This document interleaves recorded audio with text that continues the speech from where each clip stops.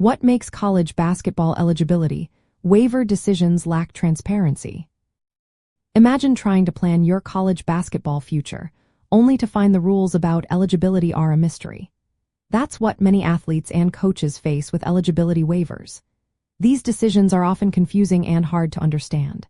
The main reason is that the NCAA, which oversees college sports, keeps the process pretty secretive. They have broad discretion to approve or deny waivers, but don't share clear rules or standards for how they make those choices. Even though they have some guidance documents and answer questions, the actual decision process is not open to the public. Coaches submit waiver requests through their school's compliance office, but they rarely get detailed reasons for approval or denial. Sometimes, two athletes with similar situations get different answers, but no one explains why. This makes it hard for athletes and coaches to know what to expect. The waiver application process itself adds to the confusion. Athletes often hear about decisions through their school, not directly from the NCAA. This means information can be delayed or incomplete. When a waiver is denied, athletes might not find out exactly what they did wrong or what they could do better next time. Different types of waivers have different rules. For example, waivers for injuries, mental health issues, or extending eligibility all have their own standards. But these standards are not always clear or consistent. Some waivers are automatic and easy to get, while others requiring a committee review behind closed doors. The decision-making process for these discretionary waivers is not transparent at all. The transfer portal makes things even more complicated. When athletes move between schools or from junior colleges or non-NCAA schools, their eligibility questions become more complex. The NCAA recently approved temporary waivers for athletes from these schools, but how those rules are applied varies and is not well explained.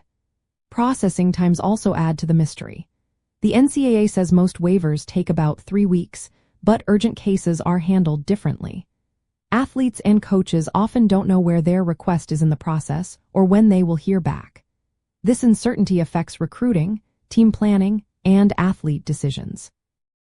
There is no public record of past waiver decisions or how similar cases were handled. Unlike courts that relying on case law, the NCAA does not publish a database of decisions or reasoning. Different staff members and compliance offices might interpret rules differently, making outcomes seem random or unfair. The decision to label a situation as an extraordinary circumstance or to requiring more documentation is subjective. This leads to inconsistent results and the appearance of arbitrariness. The financial impact of these decisions is also hidden.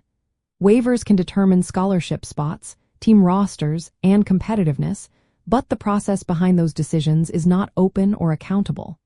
For college basketball teams, this lack of transparency can create unfair advantages.